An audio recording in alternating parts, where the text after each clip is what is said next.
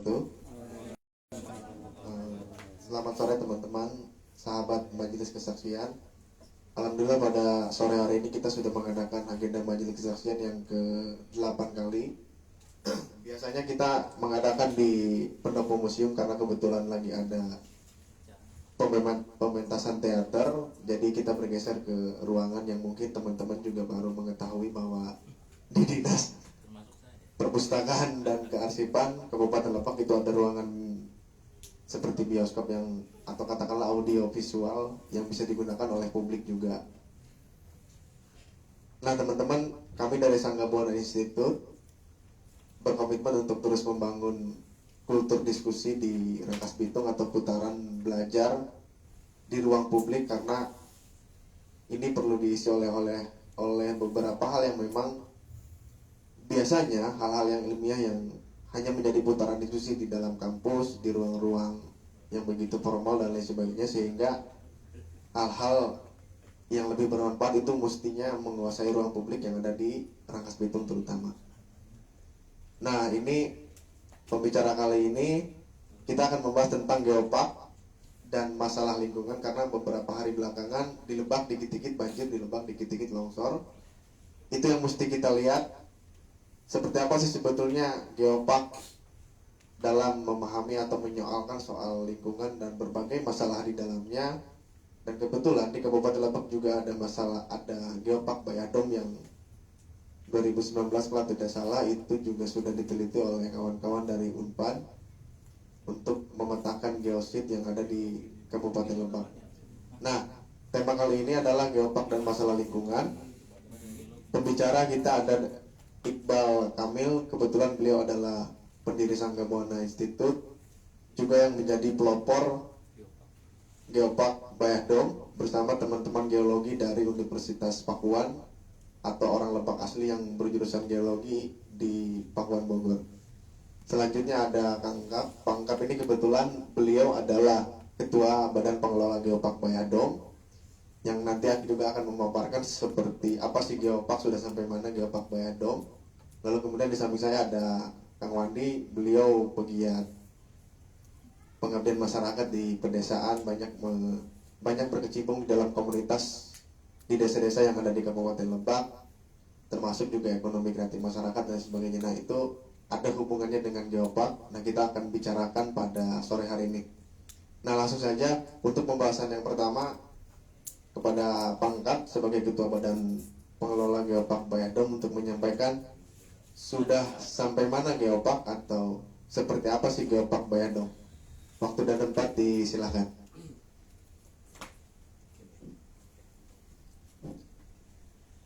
Bismillahirrahmanirrahim. Assalamualaikum warahmatullahi wabarakatuh.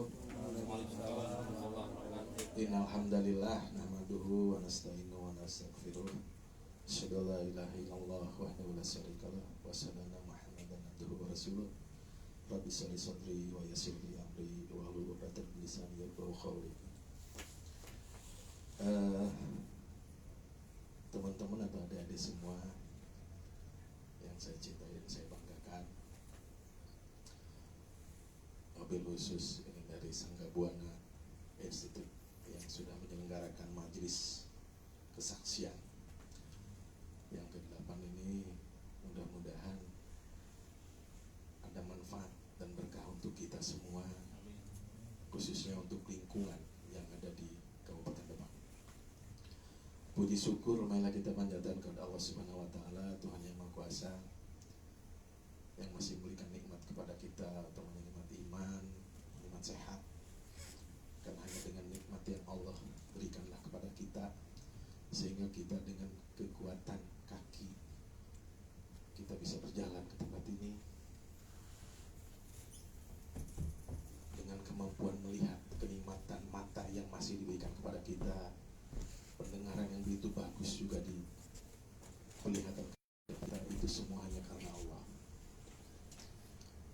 Salawat dan salam semoga senantiasa tercurah kepada junjungan alam Nabi besar Muhammad sallallahu alaihi wasallam, keluarganya, sahabatnya, dan semoga kita sebagai pengikutnya Allah tetapkan untuk istiqomah dalam melaksanakan risalah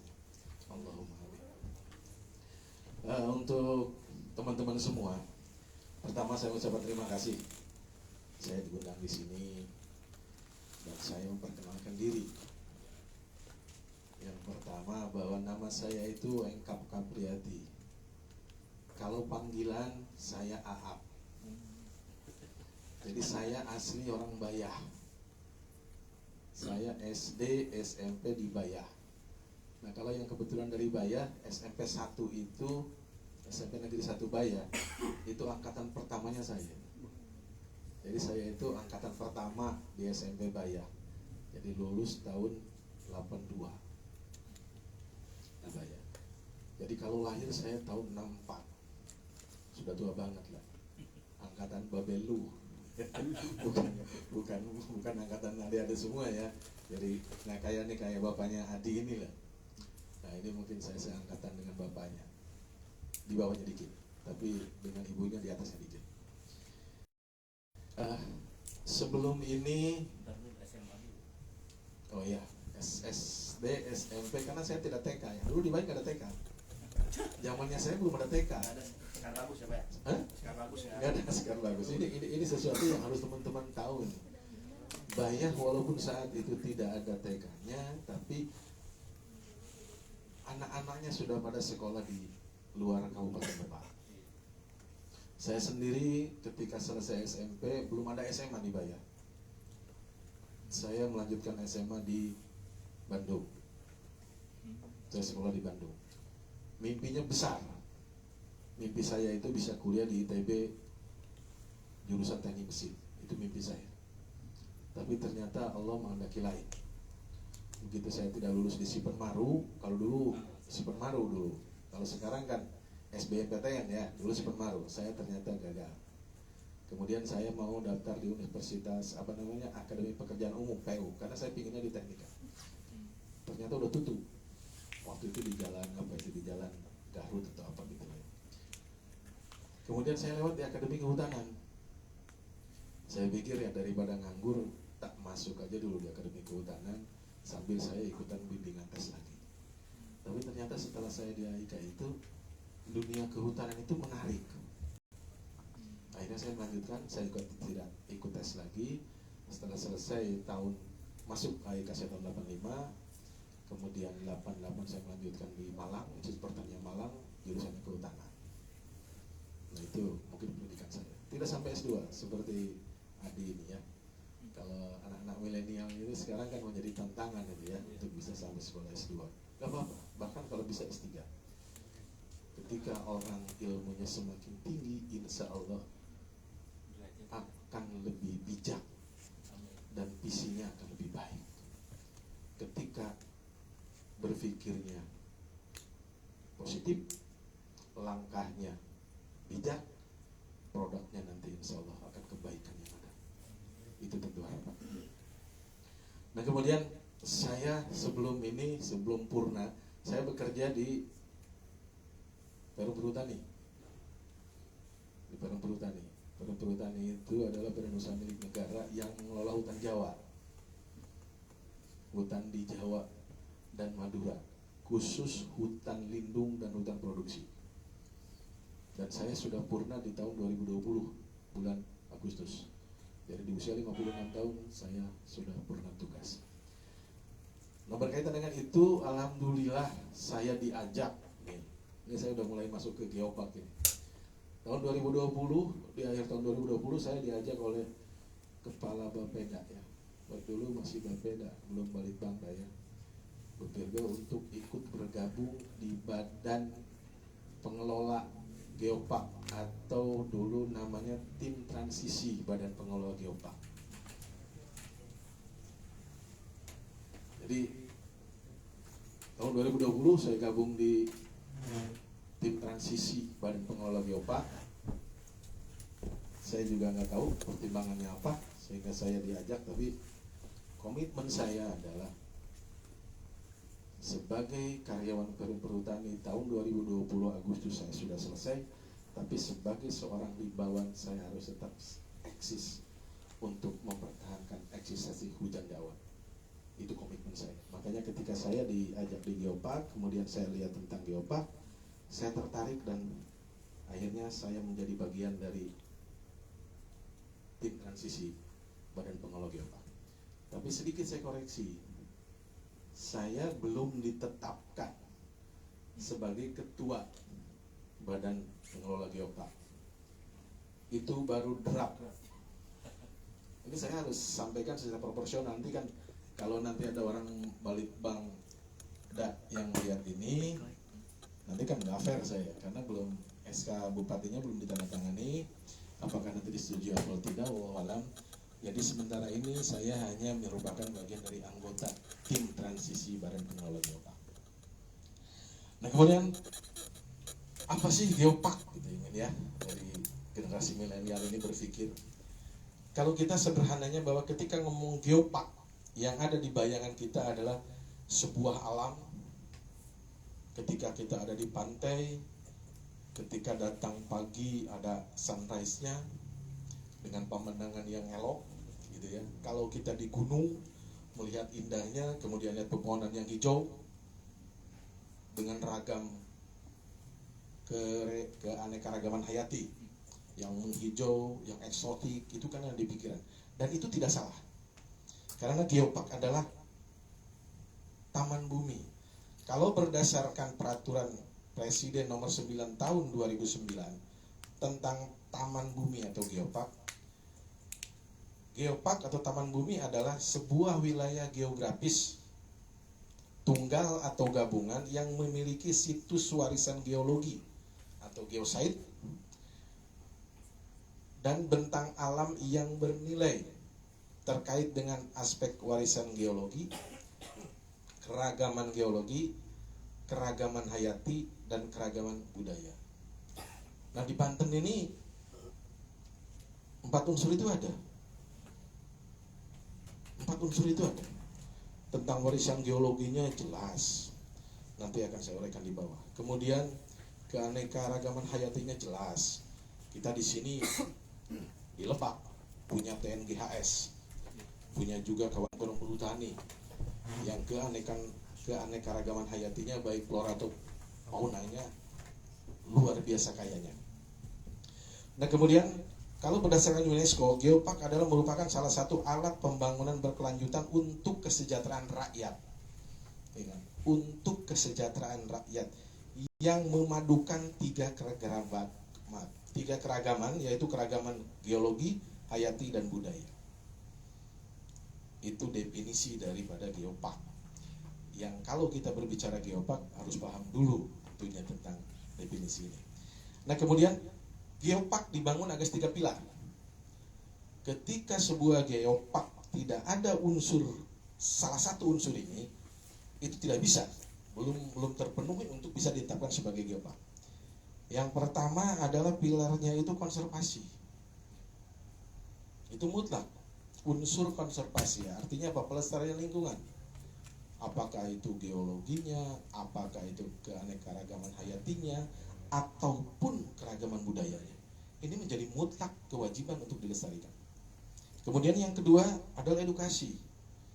Ada nilai pendidikan yang harus dipertahankan, harus dipelihara, harus ditingkatkan, terlebih lagi harus disosialisasikan kepada seluruh lapisan masyarakat, terutama generasi muda. Ini mutlak, karena ini pendidikan. Nah ini di mana di Lebak ini banyak ternyata para geolog itu mengadakan penelitian di Lebak, tetapi kita sendiri kadang-kadang nggak tahu ternyata begitu besarnya potensi geologi yang ada di Lebak. Contoh Profesor Mega dari Unpad itu ternyata dia disertasinya di sini, tesisnya di sini. Ya mungkin orang Lebak sendiri mungkin seperti kecolongan gitu loh. Itu mungkin saya, tapi kalau mungkin dari pemerintahnya tentunya enggak lah. Itu saya, karena saya mungkin dunianya lain. Saya dunianya dunia hutan kan ya. Tetapi saya bukan orang hutan, itu pasti ya. Ya, jadi saya hanya di kehutanan. Tapi ketika ada yang penelitian mungkin saya enggak begitu memahami. Tetapi satu hal, kita baru terperangah. Ternyata begitu besar geosite yang ada di Lebak ini. Nah kemudian cakupan wilayah geopark Bayadong ini ada tersebar di 14 kecamatan. Ini luar biasa ini. Yang pertama ada di Kecamatan Sajira, kemudian Kecamatan Lewi Damar, Kecamatan Muncang, Kecamatan Cipanas, Kecamatan Sobang, Kecamatan Lebak Gedong, kemudian Kecamatan Cibeber, Kecamatan Cilograng, Kecamatan Baya, Kecamatan Panggarangan, Ciara, Malingping, Cijago, dan Gunung Kencana. Pertanyaannya kok bisa ya banyak begitu?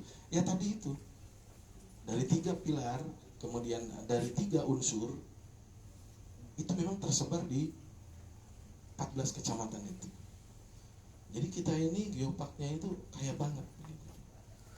Hanya sekarang bagaimana kita mengelola geopark yang sedang dalam proses ini untuk bisa dapatnya segera ditetapkan oleh Kementerian SDM sebagai geopark nasional.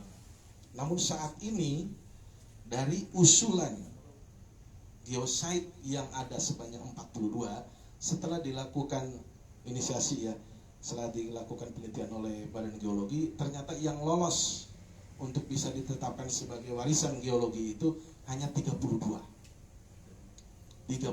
geosite. Ada banyak ini tempatnya ya, nanti pada kesempatan berikutnya saya sampaikan nanti. Nah kemudian yang terpenting lagi, apa sih kelebihannya geopark Bayah-Dom, dan kenapa sih kok bunyinya Bayah-Dom? Ketika teman-teman mendengar kata dom, yang dipikir apa? Sebuah, ya bisa ya, bisa film atau sebuah kubah gitu ya. Lamun orang Bayan udah selat mah kepikiran teh siga gedungna ini apa, semindo bulan gitu ya. Nah yang dimaksud Bayah-Dom itu bukan itu. Bukan Bayah-Do ya. Bayah-Dom. Nah, kenapa kita disebut Bayah-Dom? Karena di sini berdasarkan karakteristik geologi, geopark Bayah-Dom mengangkat 4 subtema kawasan secara geologis. Yang pertama adalah endapan Deta Purba. Ini ada di pesisir selatan.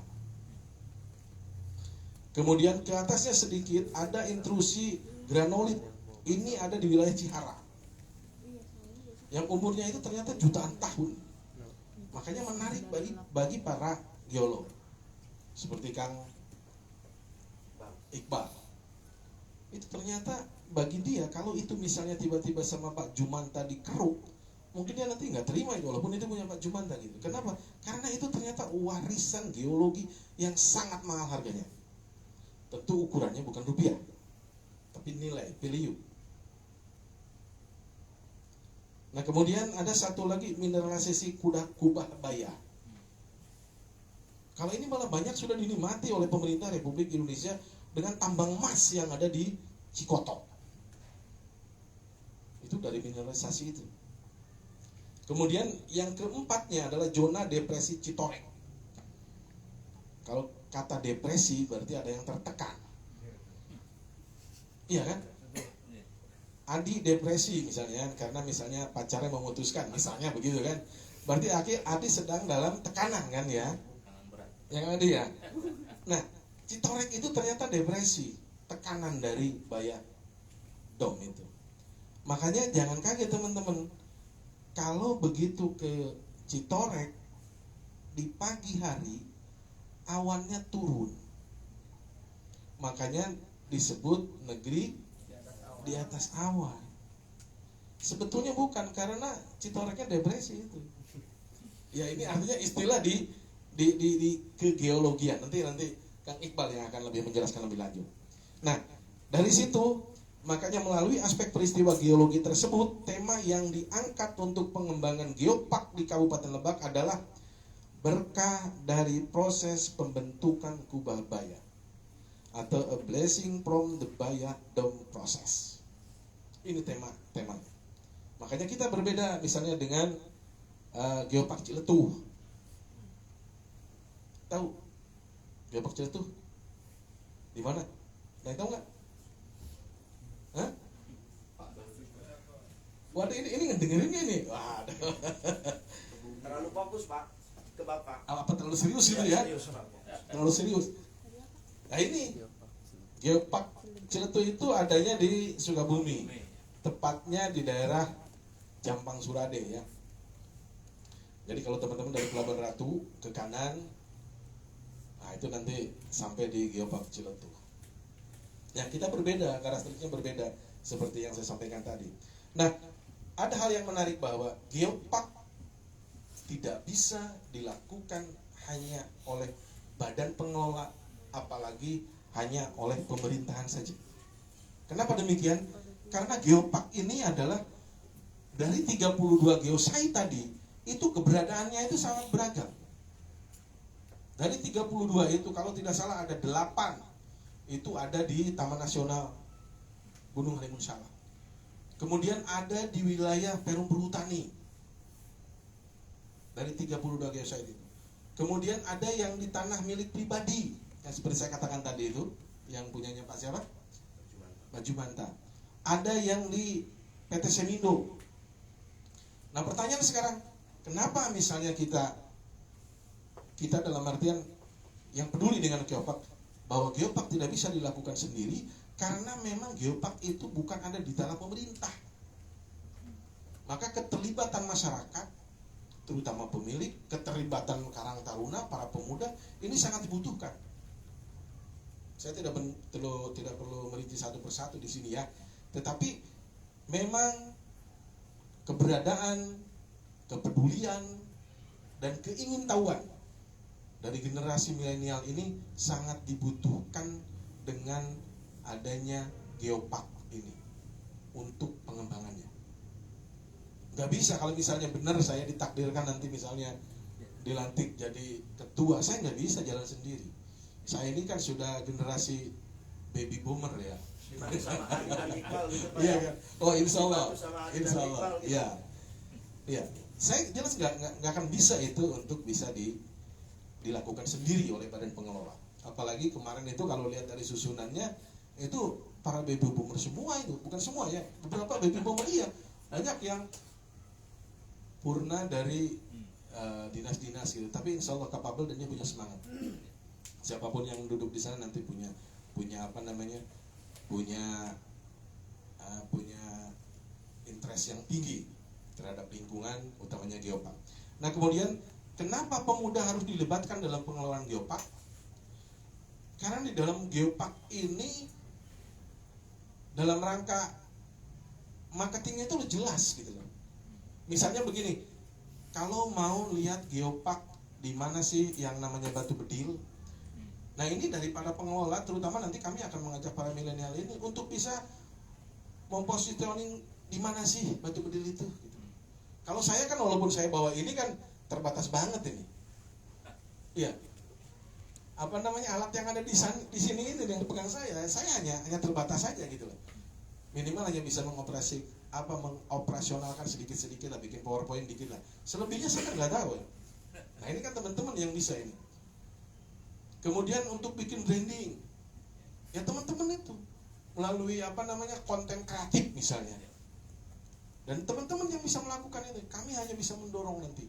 Kami mempunyai konsep, silakan nanti generasi milenial inilah yang akan bisa mewujudkannya seperti apa, dikemasnya supaya Geopark ini bisa menarik. Karena tadi itu ya, ada nilai konservasi, ketika ngomong konservasinya menarik, ketika kita ngomong edukasi, edukasinya juga menarik, dan yang ketiga tadi tentang ekonomi masyarakat, potensi ekonominya seperti apa, itu semua harus dikemas. Akhirnya guys usung deh misalnya ngajual daun naon ngaranna pucuk daun kalapa dan ngaranna janur bae murah kudu kumaha dijieun jadi leupet misalnya kan lebih punya nilai.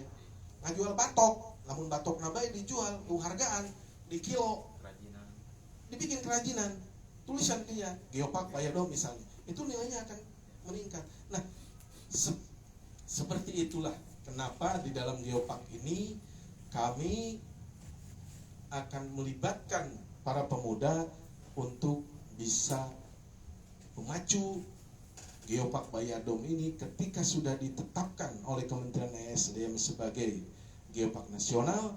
Kita jangan lagi di gigi 1, tetapi kita harus sudah di posisi di gigi 4. Namun gigi hiji kene kan di gas ngabrung, tapi namun di gigi 4 digas kan tinggal cepat. Nah itu harapan saya ketika kita ketemu dengan teman-teman generasi milenial ini tentang Geopark Bayadom.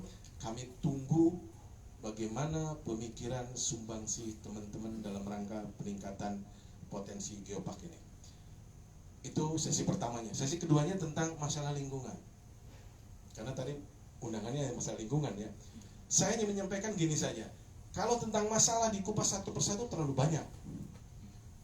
Ketika kita ngomong lingkungan tidak bisa ngomong tentang hutannya saja. Tetapi bagaimana masyarakatnya. Dan lebih penting lagi itu bagaimana political will. Kebijakan pemerintah. Apakah pemerintah pusat, perangkat daerah, provinsi, ataupun kabupaten.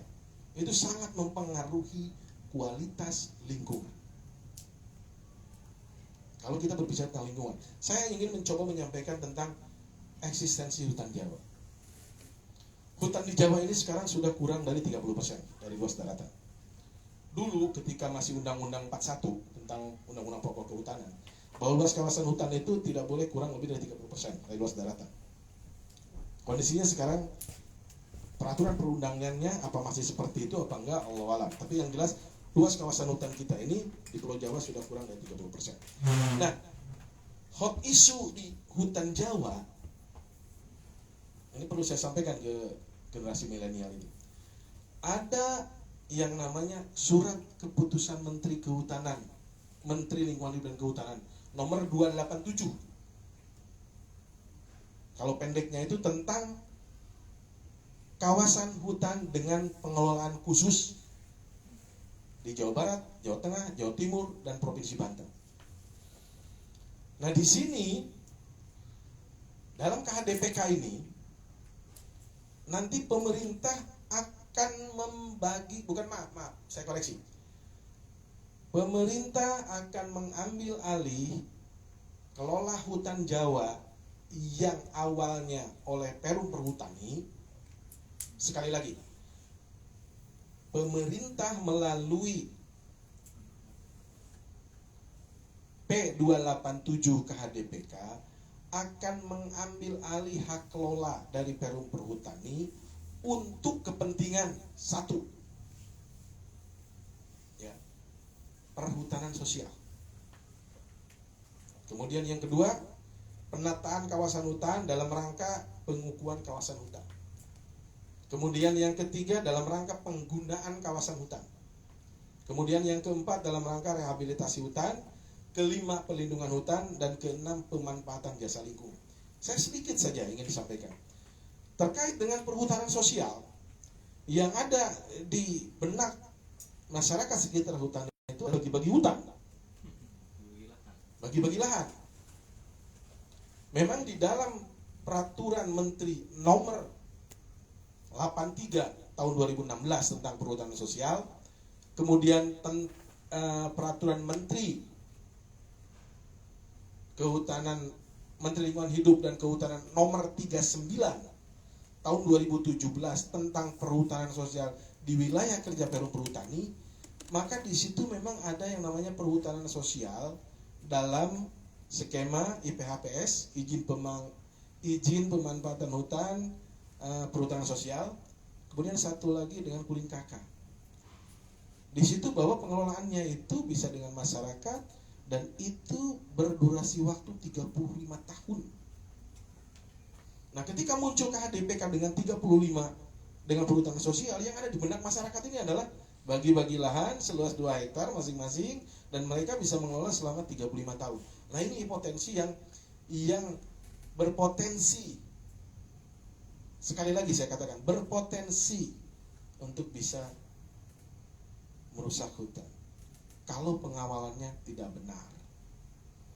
Berapa banyak KHDPK yang akan diberikan atau kelola hutan yang tadi oleh Perum Perhutani yang akan dibagikan dalam konteks KHDPK, nggak tanggung di Jawa itu 1,1 juta hektar. Bayangkan saja.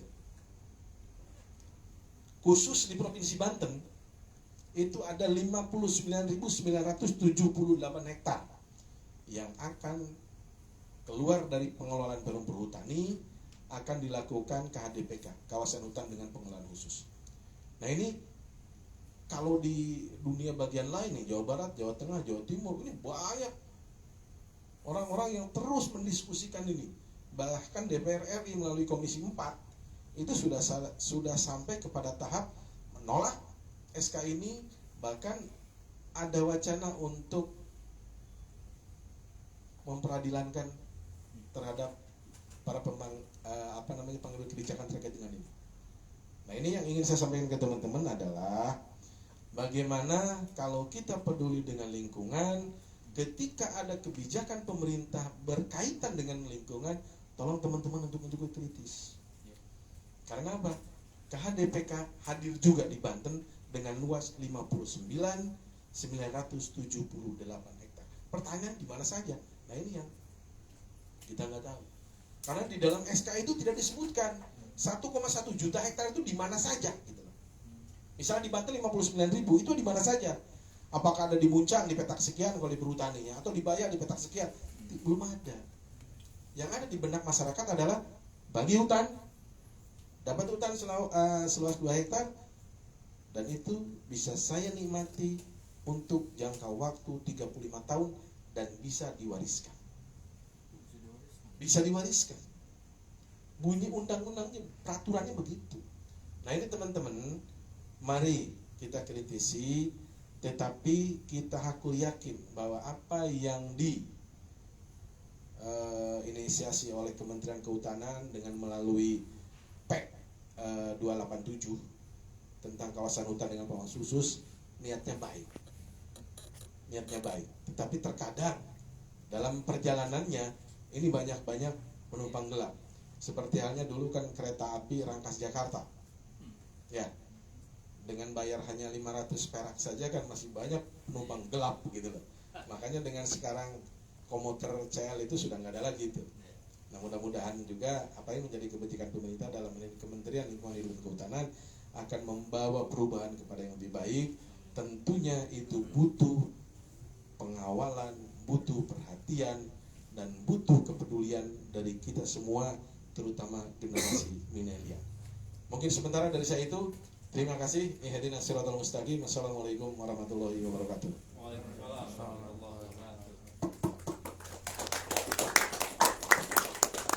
Nah, baik, terima kasih Pak Engkap sudah memaparkan. Tadi juga disinggung soal bagaimana keterlibatan masyarakat, lalu kemudian yang paling penting juga dari anak muda. Jadi inilah sudah saatnya para penggerak atau aktivis di Kabupaten Lebak juga lebih intens membicarakan bagaimana keberlangsungan lingkungan hidup di Kabupaten Lebak atau serta kaitannya dengan Geopark Bahedong. Nah, ngomong-ngomong soal masyarakat, di samping saya ada Pak Wandi yang malang melintang lah. Karena bagaimanapun geosit itu sudah pasti adanya di desa. Jadi bagaimana Pak Wandi membicarakan soal masyarakat desa, lalu seperti apa sih sebetulnya ketika kemudian Geopark Bahedong ini dikelola oleh keterlibatan masyarakat yang ada di pedesaan. Nah, mungkin tidak panjang lebar, Pak Wandi mohon maaf saya berikan dulu waktu berapa menit kira-kira? kurang lebih 15 menit sampai 20 menit. Lama itu ya. Oke. Silakan Pak Wandi. Terima kasih Kak Adi. Jadi harus kakak karena lebih banyak yang junior di sini kan. Sebenarnya ini junior Kang. Tapi karena kayak anak gitu kan. Kalau ke banyak orang yang lebih tua kita panggilnya kakak. Bismillahirrahmanirrahim. Assalamualaikum warahmatullahi wabarakatuh. Waalaikumsalam warahmatullahi wabarakatuh. Alhamdulillah ma'badu, pada Allah kita bersyukur dengan segala bentuk penghambaan kita. Pada Rasul kita menyampaikan segenap terima kasih, tentunya dengan dengan praktek-praktek baik yang kita lakukan, karena tidak ada teladan terbaik, contoh terbaik di muka bumi kecuali Rasul kita Muhammad SAW. Dan tentu kita harus berbahagia karena Michael C. Hart saja, seorang pengarang luar, menempatkan Muhammad itu sebagai manusia terbaik di muka bumi. Orang yang paling berpengaruh di muka bumi ya Muhammad gitu ya. Dan bersyukur pada hari ini seperti Kang Kap tadi sampaikan, kita bisa dipertemukan oleh Sangga Buana Institute. Saya sering mendengar nama ini dari jauh-jauh hari. Kemudian juga saya pernah membedah juga beberapa hari yang lalu terkait dengan nama, kenapa Sangga Buana dan lain-lain gitu.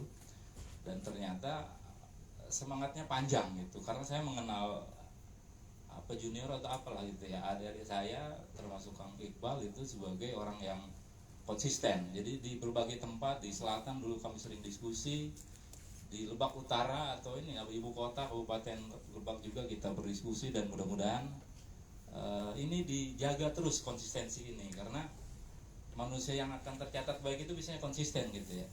Dan Kang Kap bisa konsisten di leuweung urusan segala macam dicatat oleh orang-orang, sehingga ketika purna pun masih diburu gitu loh.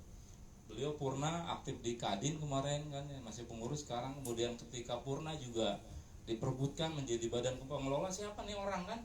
Ternyata kan terpilih. Nah kenapa? Karena memang Kang Kap ini konsisten. Ini senior saya, mengenal nama jauh gitu sebelum bertemu, dan bertemu kami di Curahem. Jadi kalau teman-teman bertemu ke wilayah selatan ada Curahem, itu adalah wisata yang hancur. Iya, wisata yang hancur karena dibiayai oleh dana desa, Kang Kap. Belum ada kerjasama dengan dengan perhutani, sudah keluar anggaran, hancur. Ya, sampai akhirnya kami di sana Kang Kap begadang, ngumpul, diskusi untuk membangkitkan agar membantu lah gitu ya, sebuah tempat destinasi yang tentu ini sinkron dengan visi Bupati terkait dengan wisata. Dan alhamdulillah sekarang sudah miliaran uang datang ke sana, Kang Kap ya. Termasuk fasilitas dan sebagainya, ada beca di atas pohon kan gitu ya. Gerbangnya itu yang bikin anak-anak sekolah. Ya, gerbang kalau teman-teman lewat di pinggir itu anak sekolah yang bikin. Ada saung UMKM desainnya bikin di di aplikasi khusus, itu anak-anak milenial. Dan luar biasa, kami bangga karena memang ternyata Kang Kap betul. Jadi ketika jadi panitia reuni misalnya SMA 1, generasi baby boomers itu sudah kesulitan karena dia tidak familiar dengan IT, undangan digital dan lain-lain, mereka mentok gitu lah. Gitu ya. Saya diundang, teman-teman tentu tadi yang disampaikan oleh Kang Kap, saya ada dokumen banyak praktik cerdas yang saya lakukan di desa-desa, di kampung-kampung. Tadi saya catat dari Kang Kap kan, selain dari urusan geologi, biologi atau keragaman hayati, juga urusan culture atau budaya. Tentu ini kan misinya bagaimana pembangunan berkelanjutan bisa jalan, sustainability development itu harus berjalan, sehingga tujuan akhir masyarakat serjata ya, welfare state gitu, itu bisa hadir. Dan itu misi dari Geopark itu Kang Kap ya. Jadi bukan hanya urusan memberi tanda, ini loh warisan geologi, ini loh warisan budaya, ini loh keragaman, bukan hanya itu, tapi bagaimana nilai tambah agar Geopark bisa memberi manfaat buat masyarakat itu juga hadir. Nah saya sebagai orang yang banyak keliling ke sana kemari tentu mencatat di beberapa file saya, dan ini saya sering ceritakan. Kalau di luar kan teman-teman saya sering dikenal sebagai Madu Ciagoler di Facebook itu ya. Saya bersembunyi di balik itu, nama pena saya Madu Ciagoler.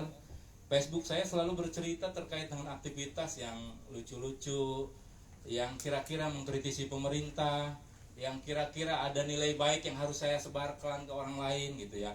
Mudah-mudahan itu bukan ria, Kang Kap. Ya memang tipis antara ria yang kalem ya. Iya, di Facebook kan kayak gitu, dengan siar. Teman-teman pasti merasakan itu. Siapa sih orang yang tidak narsis di muka bumi? Narsis ya. Semua orang kan kenapa IG laku? Karena IG itu menyiapkan tempat narsis yang sangat luas. Betul? Kalau teman-teman berfoto bareng ada 20 orang, kira-kira foto siapa yang paling dicari di dalam satu foto itu? Pasti muka diri sendiri, betul? Dibukaan tina album masa 10. Pasti nu batur mau dilewat Pak, lewat giliran nu pribadina kali Bu. Di tiang pan ditanya keur di foto baik. Karena memang kita ada sunatullah narsis pada diri kita.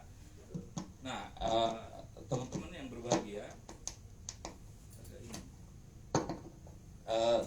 berbahagia, jadi saya sering tadi itu bercerita terkait dengan aktivitas pribadi. Bayangkan dengan madu saja, karena sudah dijamin oleh Quran, saya bisa terbang ke Italia berkali-kali, bisa tahu Makassar, tahu Padang, tahu Kendari, hidung tarang karena memang panas, karena persis di bawah katulistiwa kan panasnya minta ampun itu. Kita ada di alun-alun, di Dima alun-alun, di sana namanya MTQ. Kita ada pamerannya terkait salah satunya madu. Saya berangkat ke sana, diberangkatkan oleh Kementerian Pendidikan. asa kumaha teh naik pesawat diberikan penyiruan, coba kira-kira gimana? Karena saya benar-benar konsisten. Saya itu tukang demo, saya pernah di penjara. Kelihatan dari mukanya sangar kan? Sangar, muka saya sangar. Orang kalau ketemu saya pasti sieuneun. Karena saya dibesarkan hidup memang keras, tapi pinter gitu. Saya nggak mungkin masuk ke SMA 1 ya. Kalau nggak pinter, kecuali zaman sekarang ada sogok-sogokan, punten. Kalau dulu clear, ya. Kalau dulu clear, ya saya clear. Berangkat tina nilai. Saya selalu ranking 1 di SMP Panggarangan dulu. Saya orang kampung, kelihatan dari mukanya kan. Pokoknya musuh hidung kan kulit lagi kan. Ya memang hidup di kampung keras, tukang ngapin embe, kan gitu. Tentunya nggak bisa doang kieu kan gitu. Kalaupun duitnya terlalu amat tangkap gitu ya. Tapi saya bisa nyumbang aku akan air minum. Maksud saya beri promosi. Nanti kalau teman-teman ibunya di rumah butuh Cleo, beli ke saya gitu, Ya, baik bang. produknya di IG Epic. Di IG Epic sudah disiapkan. Ya, kita kan punya Epic. Oke. Ekonomi Nanti maksud saya kepada Sangga Buana Institute, bantulah promosi saya gitu. Saya kasih gratis sekarang, besok gitu ya. Itu maksudnya. Ini kan ada yang nonton nanti di IG kan ya. Jadi teman-teman, bayangkan dengan konsistensi mengurus tadi itu urusan lingkungan. Jadi saya 1,5 tahun COVID itu banyak, ada beberapa file mungkin di situ bisa dikupas ya. Ini cerita. Jadi kalau saya ngasih materi bukan teori talk itu, tapi saya berkeliling, coba terus aja di ini. Nanti ada praktek baik yang saya lakukan bagaimana menyentuh masyarakat. Anggap tadi cerita bagaimana kehutanan itu sangat luas sekarang, bisa diakses oleh kita sebagai penduduk. Dan saya rasakan, saya di Gunung Kencana Kak sering ngawe tangkap biasa tuh minta 2 hektar baik. Jeung naon jeung nyieun demplot percontohan wan jeung surat PKI rencan Kak. Jadi kenapa? Karena saya bikin ini coba. Salah satu gambar yang saya tampilkan ini di leuweung yang dulu diurus oleh Kang Engkap. Siapa mereka? Itu adalah ibu-ibu masyarakat miskin yang dibantu oleh PKH. Tiap tahun berapa mereka terus dibantu tapi itu berdaya. Nungguan kieu bae. Apakah baik itu? Tangan di atas kan jauh lebih baik dibanding minta kan kok mau ngemis makan. Sangat tidak dianjurkan dalam Islam. Nah, ibu-ibu ini dibantu terus oleh pemerintah. 750.000, kemudian 1 juta, 1,2 juta. Berapa orang yang ada di Kabupaten Lebak dalam garis kemiskinan? 100.000 lebih kalau nggak salah itu. Keluarga. Kalau dulu kan Lebak disimpulkan sebagai masyarakat kabupaten tertinggal karena indikatornya adalah masih banyak keluarga miskin. Saya 5 tahun konsultan di PKH, numpang hirup di jelma miskin kan Kak, di Kementerian Sosial. Jadi saya selain bantu-bantu di Setiabudi juga konsultan di Kementerian Desa, mendampingi dana desa yang hampir 300 miliar mungkin lebih sekarang itu nyebar di desa-desa. Saya salah satu tenaga ahlinya di Kabupaten Lebak. Dan saya punya PR agar orang-orang miskin di kampung-kampung, di desa-desa itu bisa berdaya. Coba bayangkan singkong Engkap yang di sana itu di Gunung Kencana harganya hanya 600 perak, 700 perak. Ketika saya sulap jadi peyem, ciginggang, sekilo jadi 15.000, berapa ratus kali lipat itu. Saya sentuh gitu loh, dan saya lakukan itu moek meeting di lembur. Jadi kita begadang, ngumpul, banyak duit, banyak. Kadang kita enak karena kok masyarakat dibantuan kok kieu bae. Sama seperti Cinga Goler. Cinga Goler itu saya kembangkan karena apa? Karena saya kan orang kampung. Kalau teman-teman ini ketua OSIS di mana rumah? Saya di Pabuaran. Pernah Dolbon? Nggak, jangan tertawa dulu. Pernah Dolbon? Nggak pernah. Belum pernah. Keren hidupmu, kasihan. Iya, kalau saya bagaimana bisa nggak tertarik dalam hidup diceritakan ke orang, dinatakan kopi. Naik dinatakan kopi, hujan-hujan kan karena dalam dihadap kan becik lamun hujan. Eta giliran ieu rek ngaguling teh atuh, wah itu hampir acak-acakan. Itu kemudian Wa Apong almarhum. Dia pernah dilempar oleh Teh Army. Dalam konteks naon? BAB malam-malam rada kaleuweung karena memang laki-laki, sedangkan Teh Army dia perempuan dibungkus ke plastik. Diporedokeun kangkap gitu. Wah, tuh Apong berteriak gitu. Karena memang kelempar tuh. Nah, dari situ saya bikin komunitas Madu Cinga Goler moal endah ya balik di lembur, ada tamu, mahasiswa segala macem. Tapi lamun itu banyak menyaksikan Dolbon. Kalau makan siang juhur-juhur karena kan miceuna dapurnya di depan rumah. Diliwir bau manehna. Kira-kira gimana? Saya sebagai mahasiswa yang beruntung dibanding dengan kebanyakan di kampung saya, bisa sekolah di SMA hiji cik batur macana pinter ukuran di kampung makan. Ranking katilu paling tinggi tapi di SMA 3 makanya anu pinter di SMA hiji mah. Saya tertinggi itu cuma ranking 3 di SMA 1. Loba nu paling pinter horeng. Jadi ulah pepedeun teman-teman, jago bahasa Inggris lempang ke Itali atau cicing orang. Pakai nek aja manu pinter. Cik batur orang gagah udah goler sampai hiber ke Itali presentasi nyampaikan aktivitasnya di kampung atau di itu mungkin orangnya meme, oh barangnya pakai pinter kayak Iqbal gitu. Gitu. Jadi sadar diri kita kan. Nah, teman-teman yang berbahagia terkait lingkungan, kita sudah ditegur berkali-kali oleh Allah. Ya. Betapa kata keanggap kita itu, mohon maaf, di kajian lingkungan hidup strategis yang pernah digarap oleh Bapeda, Pak, ternyata Lebak itu keunggulannya di apa? Di hutan, di air. Kenapa harus yang lain-lain yang dikembangkan? Kenapa harus jadi tanah yang dirusak? Kenapa Gunung Liman jadi sampai banjir di atas di sana padahal Lulu Cai? Kenapa saya harus berdemo berkali-kali di Gunung Kencana agar kandang hayam itu dibuang dari Gunung Kencana? Karena saya tahu Gunung Kencana itu sebagai sumber resapan air. Bagaimana orang Cileles, orang Cikulur minum air ketika Hulu China dikotoran putih kotok? Kira-kira masuk akal nggak? Ya, masuk akal. Jadi di mana ruang logika berpikir kita dalam konteks mengembangkan daerah? Sedangkan sumber mata air yang orang itu sudah tidak punya lagi. Coba Tangerang, Cilegon. Kalau teman-teman main ke sana sudah sumpek, panas, polusi banyak, ya kan? Nah, ketika kita datang ke Lebak, Baduy nusak itu unikna. Aya leuweung anu sok itu ademna. Coba teman-teman ke Baduy itu minum cai dari air Baduy aja kan kita berani. Karena meyakini bahwa air kita masih bersih. Nah, kita sudah ditegur tadi saya bilang. Jadi karena kita tidak menjaga lingkungan, digalian di haliangan terus jadi peti penambang ilegal tanpa izin itu. Kemudian yang berikutnya illegal logging, leuweung di tebangan, illegal mining, nambang secara ilegal. Akhirnya hutan kita, tanah kita rusak. Siapa yang rugi? Nenek moyang kita. Zaman saya dulu masih disuguhi oleh udang leungeunna paranjang teh naon tah? Udang galah, bukan rajungan yang di laut bukan. Yang di air, tapi sekarang kayak lobster air tawar. Jadi bapak saya kalau pulang dari sawah itu selalu bawa 5 itu gitu Kak. Balik dibelem, dicobek, dicampur ieu teh cikur. Ya Allah, betapa nikmatnya itu Bapak. Menang nau. Tahu nau, ulah pura-pura lo orang kampung gitu. Tidak tahu. Iya, karena saya disuguhi itu oleh orang tua. Kemudian saya sering bertengkar dengan Kak Atta karena pegawainya ngeracun pakai cangkaling Kak. Walungan Cisuren atau diracun ngabring salemburan. Eta dah kadaharana, ngaranna si lauk nanti di daharan. Cangkaling portas yang buat ngolah emas dipakai ngeracun ikannya dimakan. Siapa yang rugi? Ayeuna di Cingagoler aya tumor, di Cingagoler aya. Saya pernah ke Gatot Subroto mawa ke Ahur almarhum. Tumor di dia segede naon. Doang nama eta meureun pagawean ngaracunan cai, laukna di daharan ku jelema. Kan kira-kira coba jadi urang ngaracunan maneh teu sadar dalam puluhan tahun kemudian itu ternyata yang jadi stroke, jadi gula darah, jadi tumor, jadi penyakit-penyakit yang ganas hadir di Cingagoler.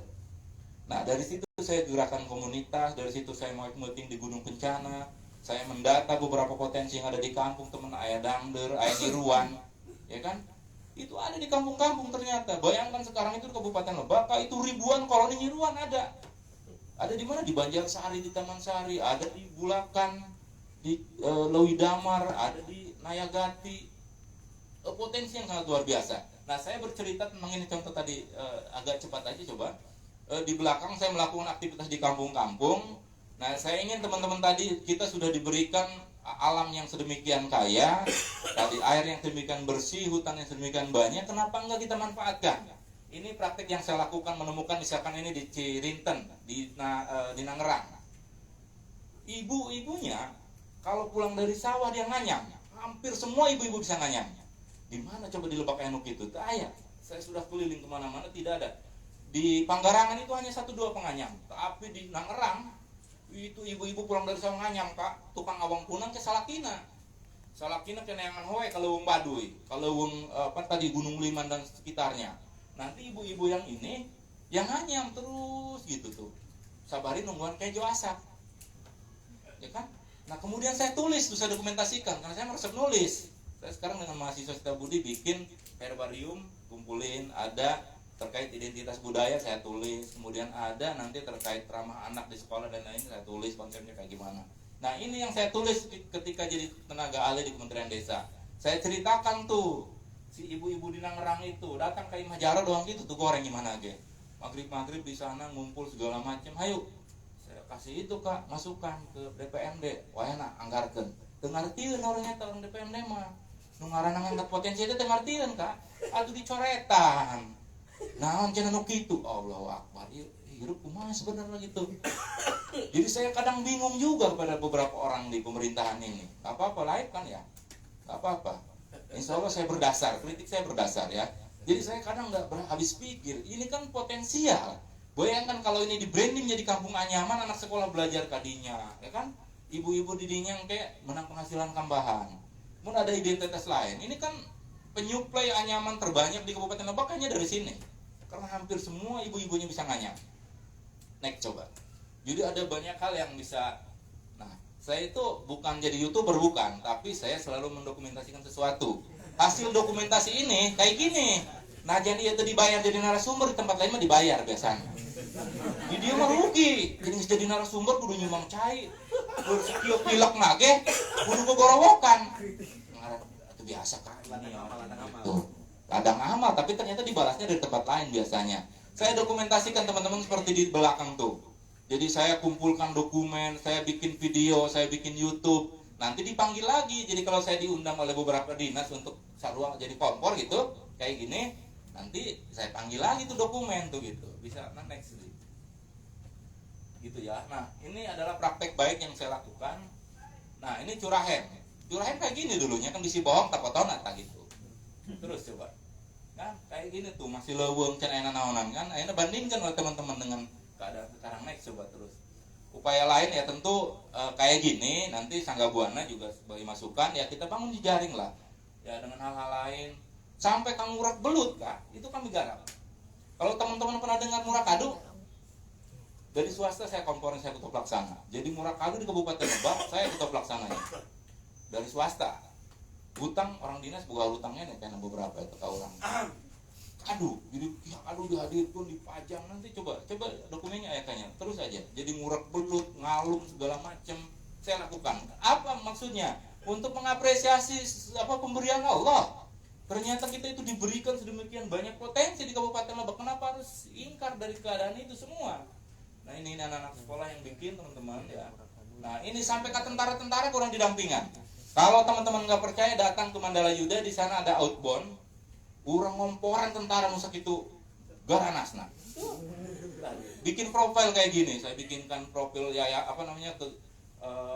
kegiatannya, ada rumah kelinci, coba kan di sana ada sarang lebah, saya hadirkan di sana, bikin gerbangnya kayak gitu. Nah, bagaimana kalau tadi kata Kang Kap tadi sedemikian banyak geopark site-nya itu ya, titik-titiknya yang sedemikian banyak tadi, geologinya, kemudian budayanya, keragamannya. Kalau kita sentuh dengan sedemikian rupa, keren Lebak, serius aja. Ngapain yang lain-lain gitu loh. Tapi dengan catatan tadi konsisten. Ya, konsisten. Itu teman-teman kira-kira nanti harus sharing ke Kang Iqbal, jangan banyak-banyak lah. Kalau saya ngomong pasti terperang lah kayak gini, biasa. Sudah terbiasa, kayak gini kan melohok, koreng nggak tunduk.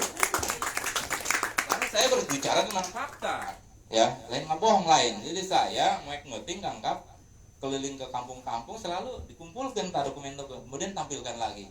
Nah ternyata kalau kita angkat dalam bentuk literasi seperti ini, seperti Sangga Buana banyak nulis di web, sampai 2 poin mau biasa baik gitu, nggak daya dobraknya biasa. Tapi kalau sudah 10 tahun 20 tahun kayak malah belum pernah ya dong kieunya ditulis ku Sangga Buana terus gitu, nanti lebih menarik.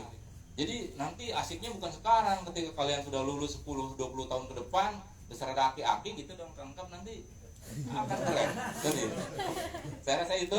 Terima kasih Kang Adi sudah diundang, saya support dari awal terkait Sangga Buana.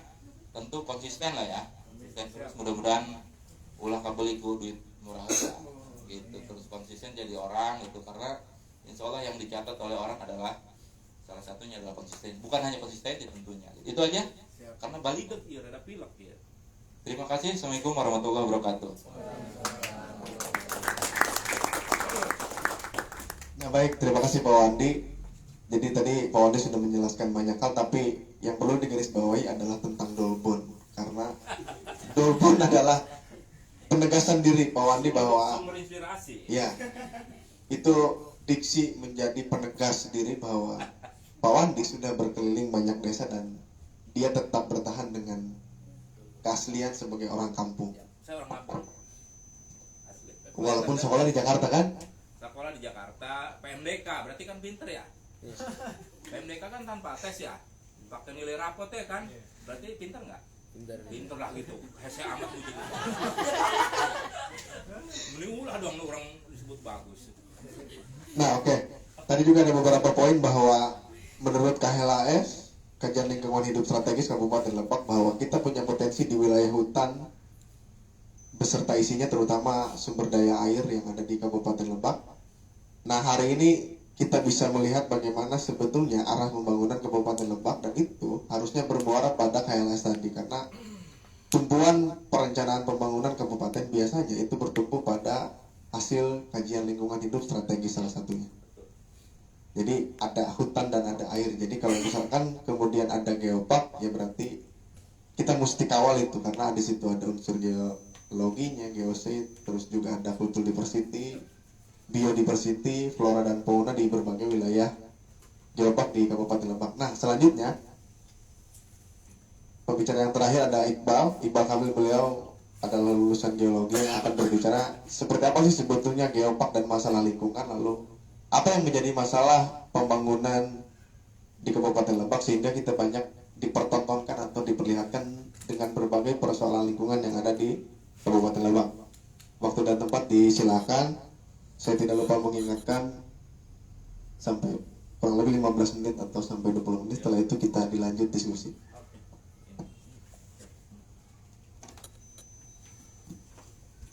Bismillahirrahmanirrahim. Assalamualaikum warahmatullahi wabarakatuh. Langsung saja, saya tidak pakai mukadimah dengan menggunakan bahasa Arab.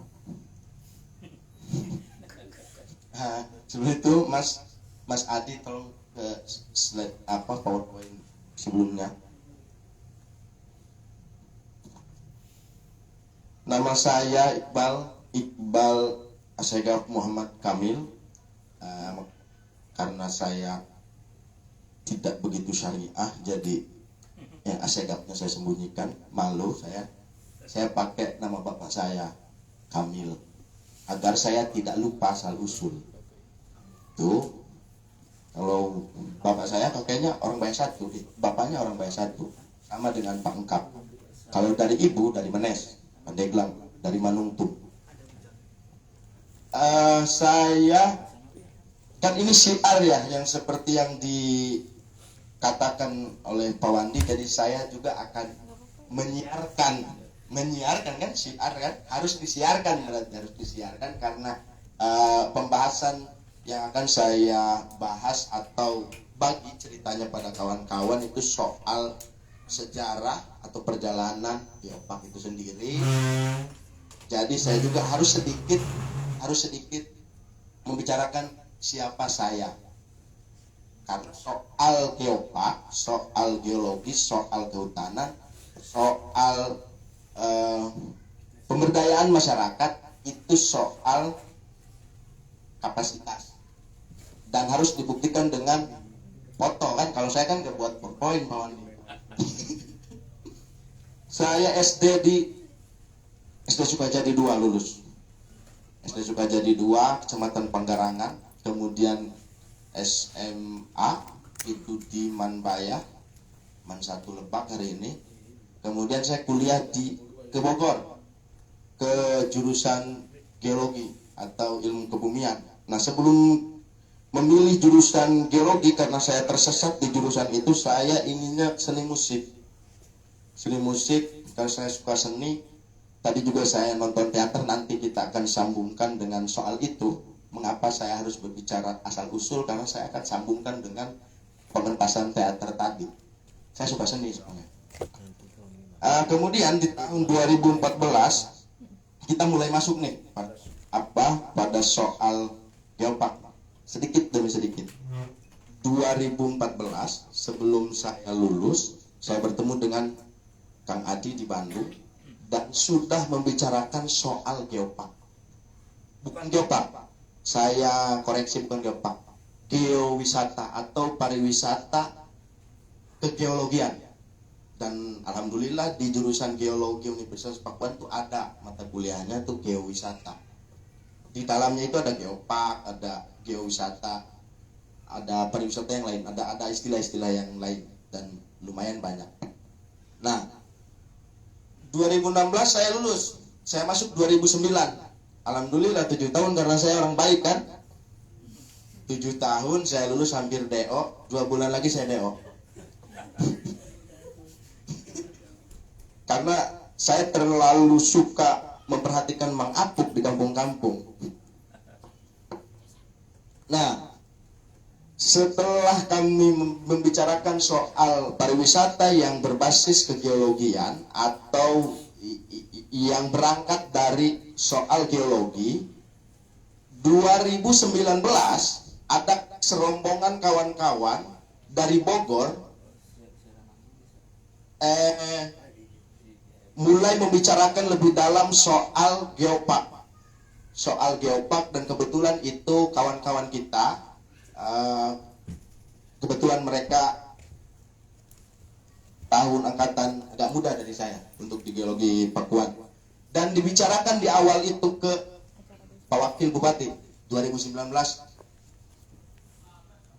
di Pak Wakil Bupati dulu untuk membicarakan ini ada konsep geopark. Itu kawan-kawan dari Bogor. Saya ikut sedikit-sedikit lah. Nah, setelah itu berbicara dengan Ibu Bupati. Kebetulan saya menjadi pelengkap waktu itu ya, karena kawan-kawan yang ngobrol ke Ibu. Diterima dan berlanjutlah pada FGD hingga hari ini. Nah, mengapa misalkan saya sangat tertarik membicarakan itu selain penting pada persoalan pada soal ekonomi, soal sosial atau soal sejarah kampung, soal sejarah Lebak, soal lingkungan. Kebetulan saya juga skripsinya soal geowisata. Alhamdulillah, kalaupun tidak begitu bagus karena memang harus lulus daripada DO, apa adanya aja. Nah, begini kawan-kawan, kita lebih dalam lagi pada soal itu. Mengapa ini penting? Karena tadi kan ada pementasan Ibu Suri ya, pementasan teater Ibu Suri. Apa itu? Itu adalah suri agar kita tidak mati suri. Dan mengapa ini harus saya ceritakan? Karena ini soal jiwa geopark itu sendiri, karena berangkat memang dari putra daerah. Konsepnya seperti apa, inginnya ke depan seperti apa, agar tidak melenceng dari harapan kawan-kawan putra daerah yang lahir di Lebak, agar tidak terjadi mati suri. Itu yang disampaikan oleh teater Ibu Suri tadi. Mati suri dengan banyak hal, dengan duit, dengan jabatan dan lain-lain.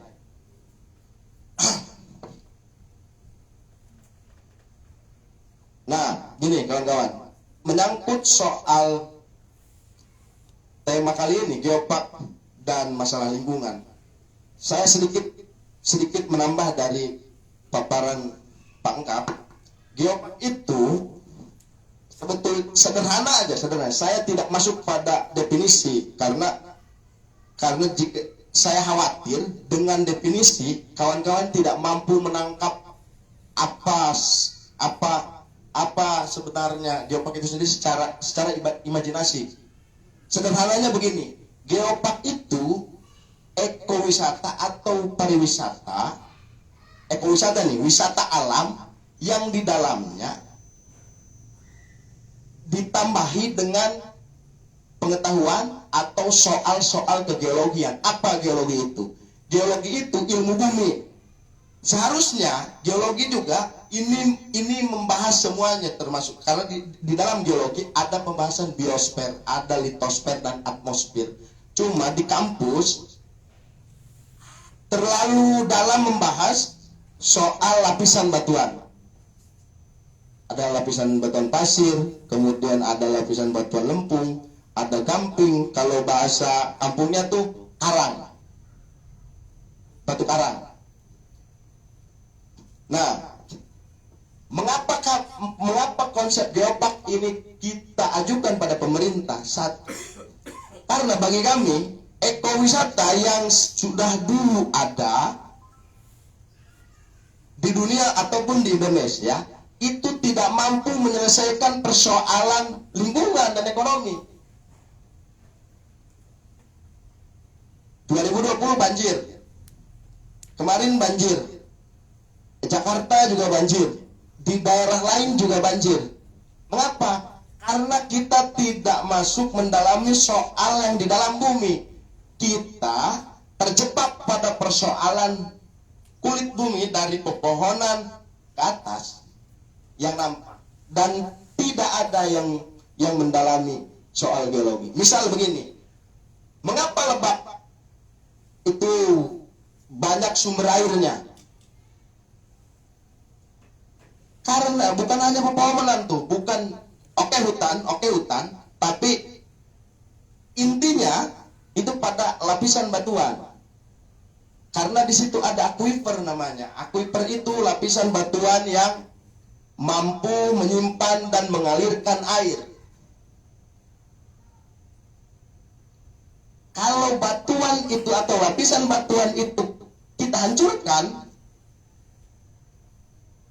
kalaupun banyak hutan dan lain-lain, banjir aja. Sekarang berapa luas hari ini TNGAS? Banyak pohonnya enggak? Secara kasat mata dari jauh atau dari citra satelit? Banyak, tapi kemarin banjir. Kenapa? Karena kita terjebak pada persoalan kulit. Kita tidak membahas soal lapisan batuan. Itu jiwa dari geopark sebetulnya. Karena begini, ketika selesai skripsi saya presentasi di Unpad beserta Ibu Mega, Profesor Mega tuh saya udah bareng-bareng tuh duduk. Dan Pak Heriadi, waktu kita FGD tuh ada Profesor Mega dan geologis lainnya. Tadi, next. Nah, bagi orang geologi, ini bukan Tanjung Layar itu yang colok ya, Bang Asepan.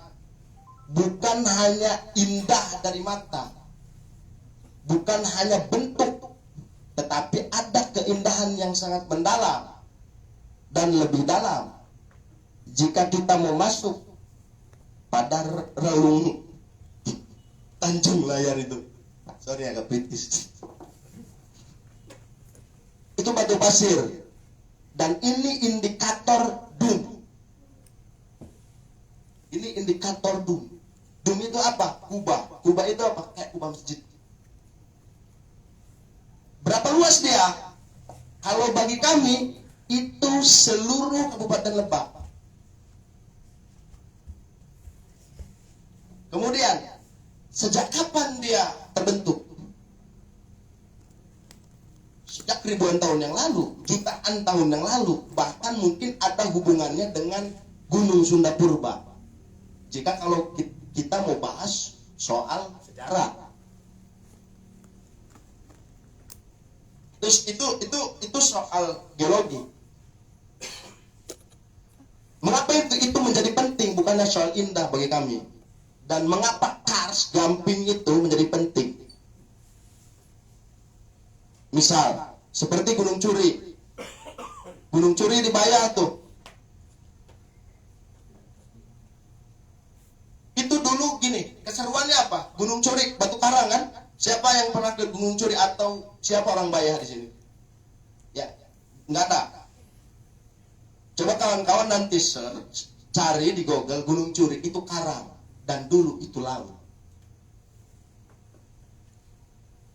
Sekarang ada jalan ke situ untuk ke Cikotok. Biasanya ya mungkin ada Tesarniti, Mang Apuk yang melak jago. Ada remaja yang sedang berpacaran juga sore-sore bakar jagung.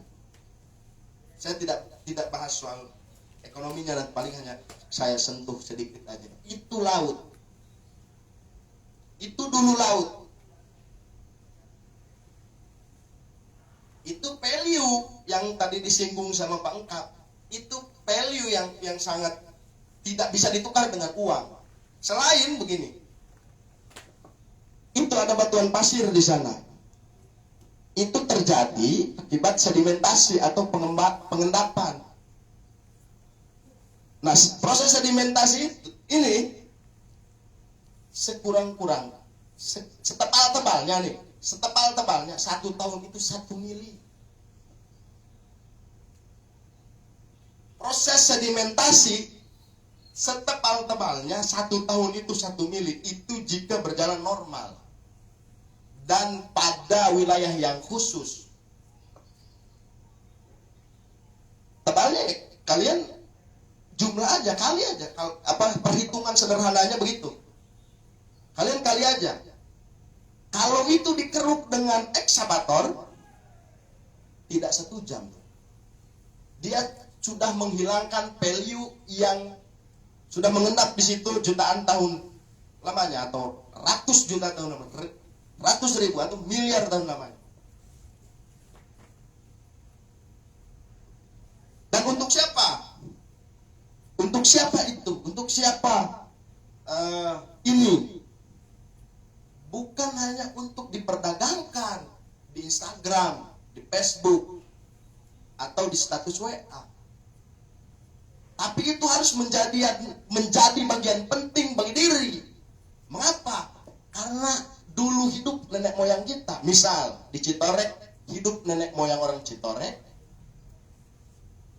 hidup minum dari air Cimadur, hulu Cimadur, makan ikan yang hidup di hulu Cimadur, makan tumbuhan sayuran yang hidup di sekitar sungai Cimadur, kemudian hiduplah dia. Beribu-ribu tahun lamanya, jadilah kamu. Kalau dia mati, dan dari mana dia bisa hidup? Dari mana airnya? Dari lapisan batuan. Begitupun orang Bayah, orang Ciberang, orang Cipanas, orang Lebak Gedong, dan lain-lain. Itu value yang sebenarnya. Karena tidak bisa ditukar dengan uang. Dan di dunia ini tidak ada yang mempunyai uang. Iris kuping saya yang punya uang. Saya kemarin punya 1 juta, sekarang nggak ada. Besok ada lagi 100 juta, besoknya lagi nggak ada. Siapa yang punya duit? Ada yang punya duit.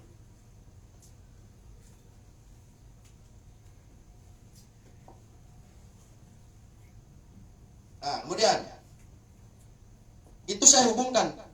Karena begini, slogan dari UNESCO itu untuk Geopark adalah Bumi Lestari Masyarakat Sejahtera.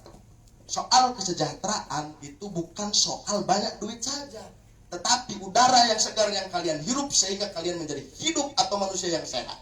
Itu kesejahteraan.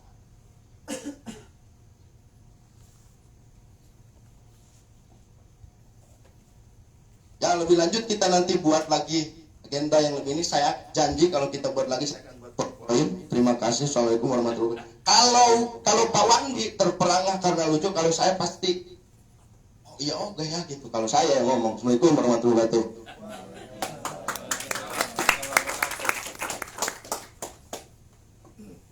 Nah, tadi sudah disinggung oleh Kang Iqbal soal nyawa dari Geopark sebetulnya adalah apa yang ada di dalam bumi itu sendiri, yaitu soal bebatuan dan lain sebagainya, dan itu yang akan berhubungan dengan masalah lingkungan yang hari ini sedang terjadi di Kabupaten Lebak.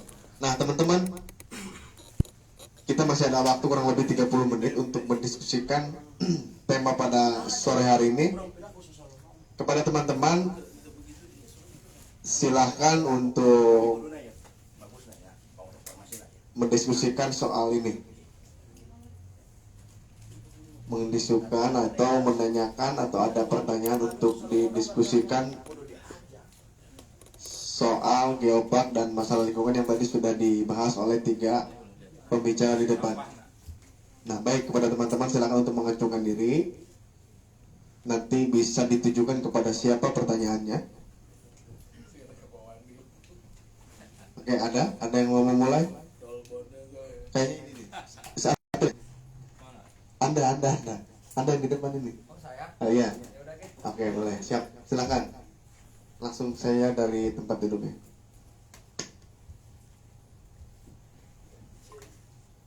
Baik, assalamualaikum warahmatullahi wabarakatuh. Waalaikumsalam warahmatullahi wabarakatuh. Izin bertanya kepada materi yang terhormat, izinkan nama saya Jelani dari STK Setiabudi Rangkas Bitung, khususnya dari program studi pendidikan sejarah. Izin bertanya tentang mengenai geopark Pak ya. Tadi kan geopark membahas tentang lingkungan, khususnya alam yang indah Pak ya. Kemarin saya main tuh ke rumah temen di daerah selatan. Ternyata daerah selatan banyak tambang-tambang milik pribadi Pak, milik perorangan. Yang saya tanyakan, sudah sejauh mana pemerintah mengingatkan kepada masyarakat bahayanya tentang tambang ilegal teruntuk masyarakat umum gitu Pak. Oke, cukup sekian pertanyaan yang bisa saya lontarkan. Oke, ditujukan kepada siapa? Di antara 3 pemateri atau memang mau semuanya? Semuanya aja lah Pak. Oke, siap. Saya tampung dulu ya. Jalani, terima kasih. Ada 2 lagi. 2 lagi untuk penanya yang ingin mencoba untuk berdiskusikan. Siap. Silakan. Ini dulu nih. Waktu ketua. Assalamualaikum warahmatullahi wabarakatuh. Waalaikumsalam warahmatullahi wabarakatuh. Izin memperkenalkan diri, saya Bais Muhajir dari keluarga mahasiswa Citorek. Bais Muhajir. Saya kuliah di STK Setiabudi semester 6. Saya mau nanya ke Pak Wandi ya, terkait ekonomi kreatif. Terkait ekonomi kreatif Pak, kan di Citorek itu kita pernah mengembangkan kue dari labu labu Citorek. Nah kita juga itu bekerja sama dengan dinas, cuma dinas itu tidak memberikan cara untuk pemasarannya itu kayak gimana gitu. Dia itu hanya memberikan cara membuat, pelatihannya, tapi tidak dengan pemasarannya. Nah pertanyaan saya, cara pemasaran ekonomi kreatif itu kayak gimana gitu Pak? Terima kasih. Assalamualaikum warahmatullahi wabarakatuh. Baik, terima kasih Pak Is. Satu lagi tadi yang belakang. Ini Oji siapa nih? Oh itu. Mungkin itu tuh yang laki-laki boleh untuk berdiri paling. Maju sini. Boleh berdiri deh biar kelihatan. Nah, sip.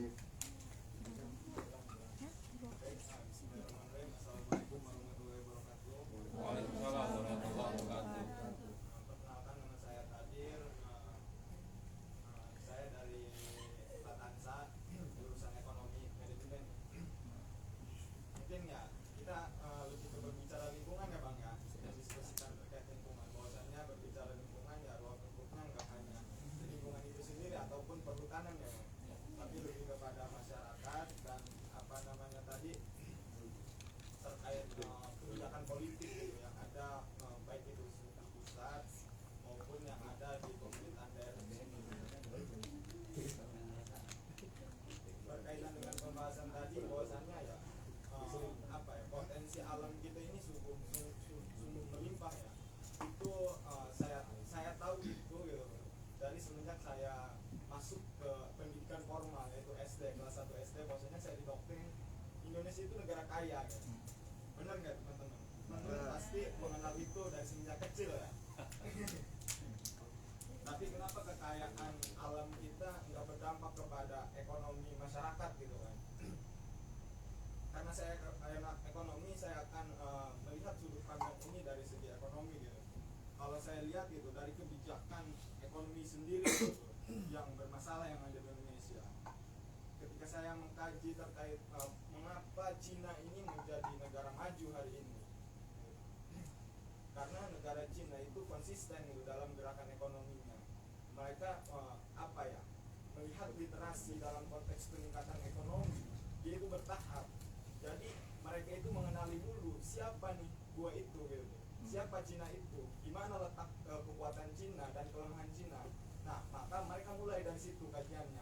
mereka harus apa kan tersistematis pada akhirnya. Tapi beda halnya gitu kan. Kalau yang saya lihat ya, kalau kajian saya dalam konteks ekonomi hari ini, kebijakan ekonomi yang ada di Indonesia,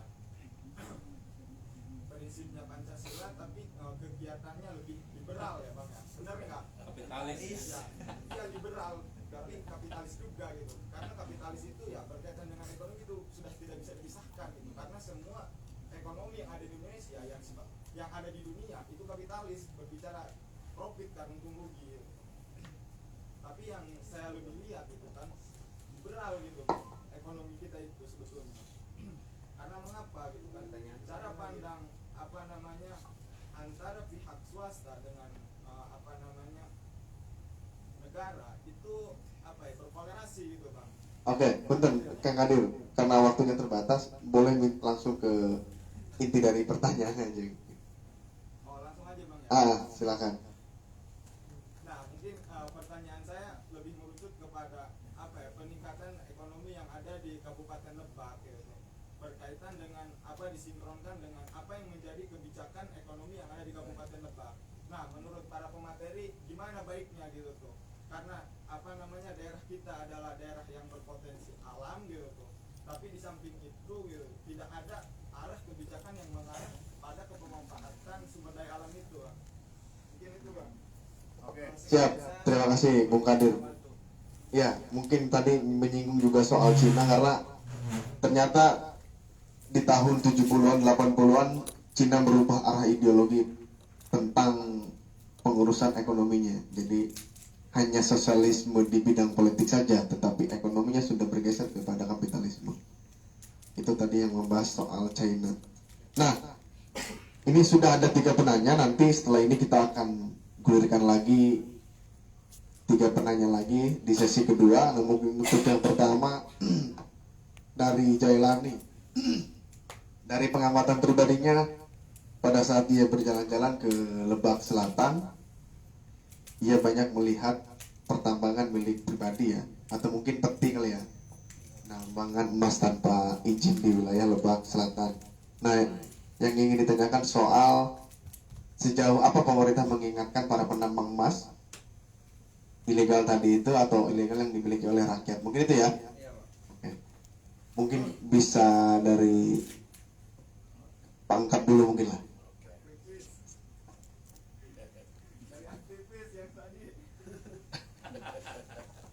Oke, saya coba menanggapi berkaitan dengan tadi ada, kalau ke selatan banyak kegiatan tambang gitu ya. Itu sebuah realita yang tidak bisa ditampilkan. Hanya mungkin di sana itu satu hal, ada yang legal, ada yang ilegal.